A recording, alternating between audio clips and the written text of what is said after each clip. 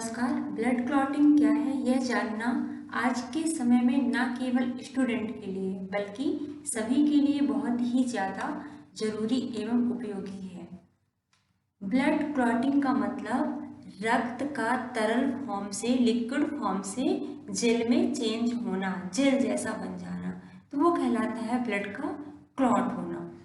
Blood clot आपके शरीर की कहीं की भी आर्टरीज या वेन में हो सकता है, वो चाहे हार्ट की हो, हृदय की हो, किडनी की हो, ब्रेन की हो या लंग्स की हो। और इसके परिणाम, इसका जो रिजल्ट है वो heart attack, stroke, damage bodies organ, even death भी हो सकता है। लेकिन यह क्लॉटिंग सिर्फ शरीर के अंदर ही नुकसानदायक है और शरीर के बाहर रक्त के बहाव को रोकने के लिए यह क्लॉटिंग का होना जरूरी भी है, एक्सीडेंट या चोट वगैरह लग जाने की कंडीशन में। आइए समझते हैं आखिरकार रक्त का थक्का कैसे बनता है चोट लग जाने के बाद और इसे जमने में कितना समय लगता है। देखते हैं इस डायग्राम में। ये रही आपके शरीर की ब्लड वेसल्स, जिसे हम सामान्य भाषा में नस कहते हैं। वेन एंड आर्टरी, सिरा और धमनी या फिर रक्त वाहिनी भी कह सकते हैं। ये जो ब्लड वेसल्स हैं, चोट लगने के बाद कई बार ज़्यादा ही डैमेज हो जाती हैं। डायग्राम में देखिए, यहाँ पर भी जो ये ब्लड वेसल्स हैं कट गई है, डैमेज हो गई है, जिसकी वजह से ब्लड फ्लो हो रहा है, बाहर की ओर निकल रहा है रक्त, और इस ब्लड को रोकना बहुत ही ज़्यादा जरूरी हो जाता है। अतः रक्त का थक्का बनना जरूरी होता है।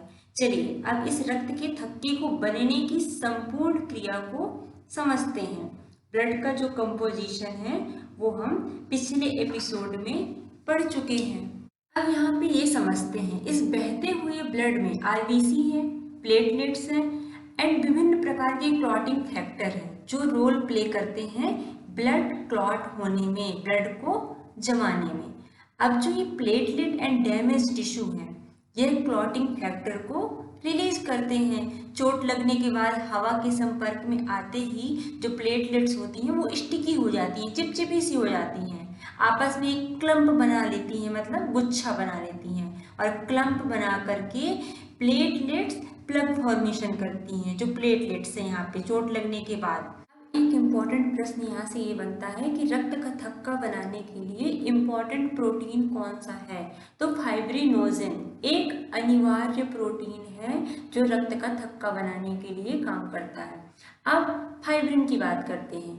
यह धागे जैसी संरचना होती है, या फिर ये भी कह सकते हैं act like a mash to stop the bleeding.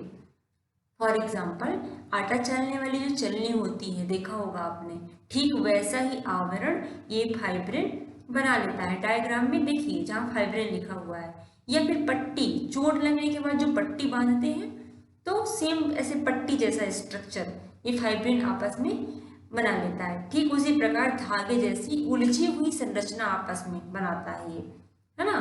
तो उसी में जाकर के जो आरबीसीज हैं, प्लेटलेट्स हैं, प्लेटलेट्स के जो क्लम्प हैं, गुच्छे बने होते हैं, वो उसी फाइब्रिन में जाकर के फंस जाते हैं और ब्लड इस प्रकार से जम जाता है।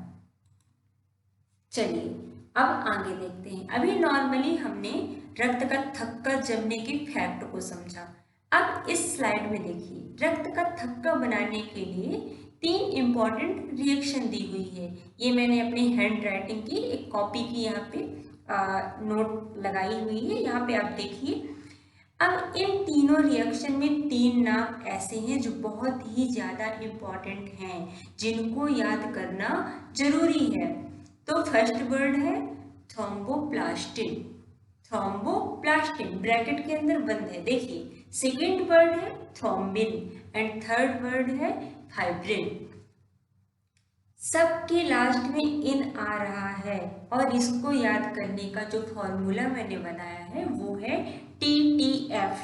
टी से थ्रोम्बोप्लास्टिन, दूसरे टी से थ्रोम्बिन, और जो तीसरा F है तो F से हो गया आपका फाइब्रिन। ये 3 नाम आपको याद करके रखना है। और थ्रोम्बोसाइट, थ्रोम्बोसाइट को प्लेटलेट्स कहते हैं, प्लेटलेट्स को ही थ्रोम्बोसाइट कहते हैं। प्लेटलेट्स जैसे चोट लगने के बाद एयर हवा के संपर्क में आती है तो थ्रोम्बोप्लास्टिन रिएक्शन का जो पहला वर्ड है जो हमने याद किया वो थ्रोम्बोप्लास्टिन बन जाता है, यह थ्रोम्बोप्लास्टिन का फॉर्मेशन हो जाता है। देखिए आप रिएक्शन में देखिए फर्स्ट रिएक्शन, बाकी जो सेकेंड एंड थर्ड रिएक्शन के बाद थ्रोम्बिन एंड फाइब्रिन बनते हैं वो कैसे बनते हैं, तो इसके लिए दो इम्पॉर्टेंट प्रोटीन जो हैं मेजर रोल प्ले करते हैं, उनके नाम हमें याद करने पड़ेंगे। फर्स्ट प्रोटीन है वो है प्रोथ्रोम्बिन, फर्स्ट प्रोटीन कौन सा, प्रोथ्रोम्बिन, और सेकेंड जो है वो है फाइब्रिनोसिन। ये दो इम्पॉर्टेंट प्रोटीन है। अब समझिए यहाँ पे तीनों रिएक्शन को एक एक करके समझते हैं। फर्स्ट रिएक्शन के बाद जो थ्रोम्बोप्लास्टिन बनता है वो जुड़ता है थ्रोम्बिन प्रोटीन के साथ और साथ में कैल्शियम और बनाता है क्या, थ्रोम्बिन। अब ये थ्रोम्बिन जुड़ता है फाइब्रिनोजिन प्रोटीन के साथ और बनाता है क्या, फाइब्रिन का फॉर्मेशन होता है।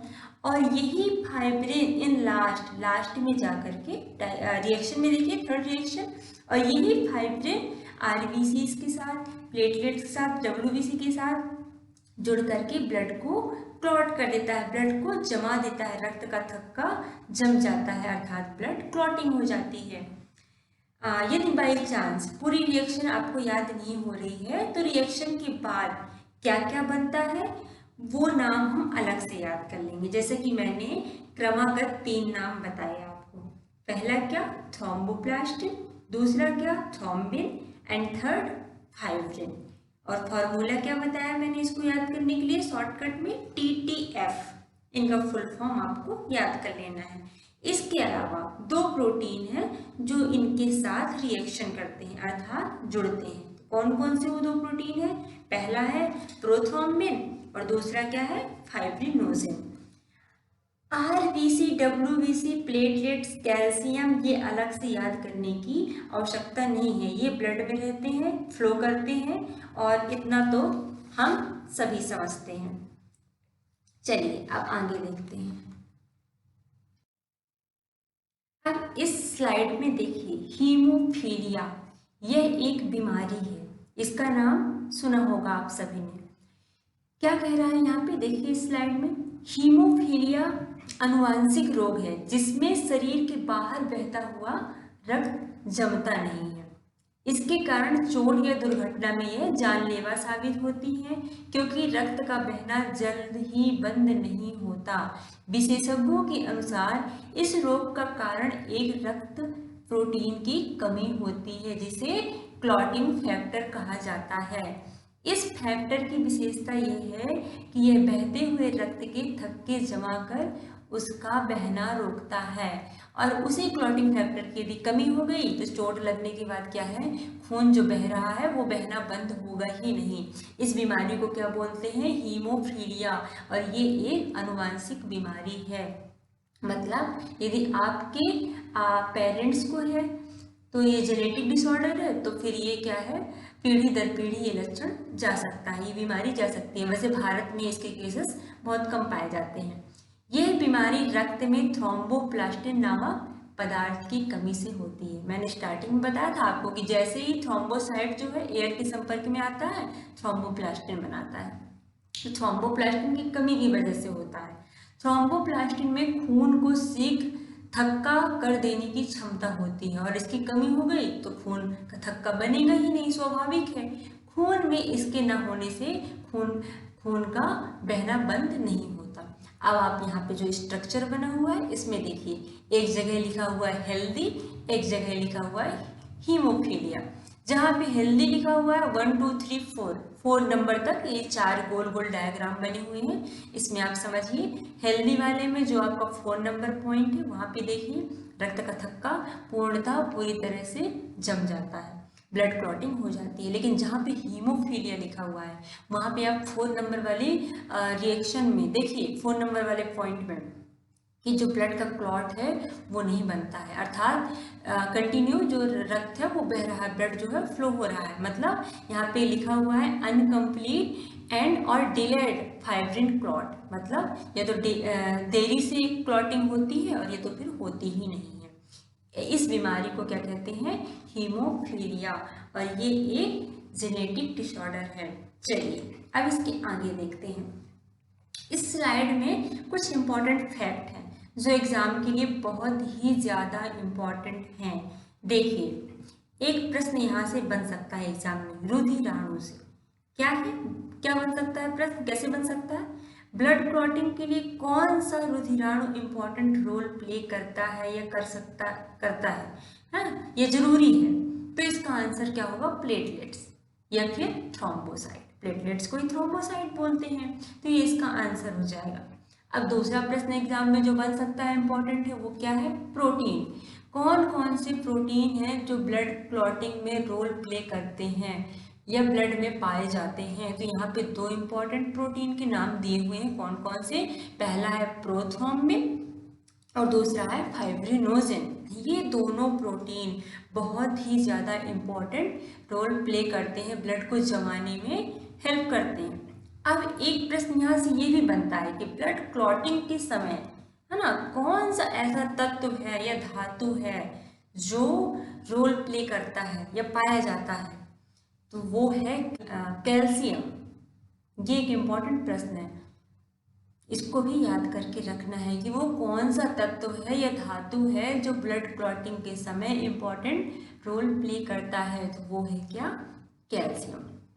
अब विटामिन की बात करते हैं अपन। कौन सा ऐसा विटामिन है जो ब्लड क्लॉटिंग में हेल्प करता है, रक्त का थक्का बनाने में सहायक है? तो वो है विटामिन के। और इसके पहले जो मैंने दो प्रोटीन के नाम बताए, प्रोथ्रोम्बिन एंड फाइब्रिनोजेन, तो इनका निर्माण कहाँ होता है, ये कहाँ बनते हैं? एक प्रश्न ये भी इम्पोर्टेंट है। तो ये दोनों जो प्रोटीन हैं, इनका निर्माण लीवर में अर्थात यकृत में होता है, इन दोनों प्रोटीन का निर्माण, ठीक है। और रक्त का थक्का बनाने के लिए अनिवार्य प्रोटीन यदि पूछ देता है बाई चांस, तो उसमें हमें क्या टिक करके आना है? फाइब्रिनोजेन, जो कि अनिवार्य प्रोटीन है। अब विटामिन के।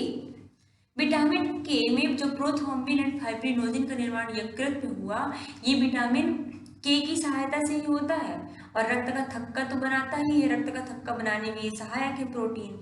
इसके अलावा एक इम्पॉर्टेंट पॉइंट ये भी है विटामिन के से, जो कि याद करने योग्य है कि विटामिन के जो है वो फैट सोल्यूबल विटामिन है और हमारे शरीर में स्थित वसा में घुलनशील होते हैं, फैट में, ठीक है।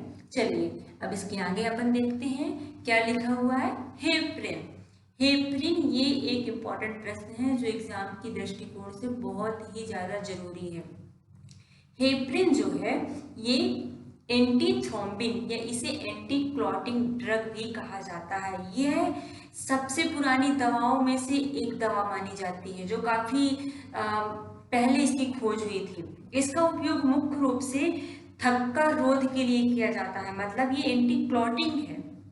यदि जो थक्का बन रहा है उस थक्के को ये बनने नहीं देगा, मतलब आपके शरीर के अंदर यदि कहीं भी क्लॉट हो रहा है तो क्लॉट को बनने से ये दवा जो है रोकेगी।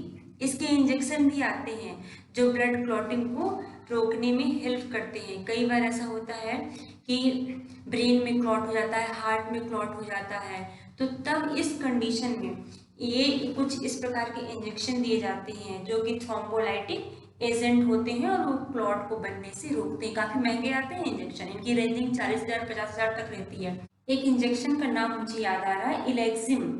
ये भी एक थ्रोम्बोलाइटिक एजेंट होता है, हार्ट अटैक की इमरजेंसी ट्रीटमेंट में दिया जाता है। हार्ट की ब्लड वेसल्स पे जो क्लॉटिंग हो जाती है उसको डिजॉल्व करने का काम करता है। तो ये इंजेक्शन जो होते हैं एंटी क्लॉटिंग, ये काफ़ी कॉस्टली होते हैं, काफ़ी ज़्यादा महंगे होते हैं, जो कि आपके शरीर के अंदर यदि किसी प्रकार का क्लॉट बन रहा है तो उसमें हेल्प करते हैं उसके ट्रीटमेंट में। चलिए इसके आगे देखते हैं। यहाँ पे एक डायग्राम दिए हुए हैं, कुछ मैंने 3 4 5 डायग्राम्स लगाए हुए हैं, इससे आप समझिए। क्लॉटिंग आपके शरीर के अंदर यदि हो रही है तो वो नुकसानदायक है और शरीर के बाहर यदि चोट लग गया है तो ब्लड का क्लॉट होना भी जरूरी है ताकि बहते हुए खून को रोका जा सके, ताकि शरीर में आपके खून की कमी ना हो सके, क्योंकि दोनों कंडीशन में इंसान का डेथ हो सकता है। यदि शरीर के अंदर क्लॉट हुआ बहुत ज़्यादा तब भी हार्ट अटैक हो सकता है। ब्रेन में भी क्लॉट हुआ तो भी नुकसानदायक है। बाई चांस कोई अंदरूनी चोट लग गई और ये आप डायग्राम में देख पा रहे होंगे, खून जो है ब्लैक हो गया है और धीरे धीरे यदि इसका ट्रीटमेंट नहीं किया गया, इसे बाहर नहीं निकाला गया, तो ये पूरे शरीर में आपके क्या है पस फॉर्मेशन हो सकता है, फैल सकता है, अगल बगल के टिश्यूज को डैमेज कर सकता है। तो ये दोनों कंडीशन में नुकसानदायक है। आपने ब्लड क्लॉटिंग समझा अभी। इसके बाद हम नेक्स्ट जो आप अपना एपिसोड है उसमें हम ब्लड ग्रुप समझेंगे। और आज के लिए इतना ही। Thanks for watching and subscribe my YouTube channel for more updates.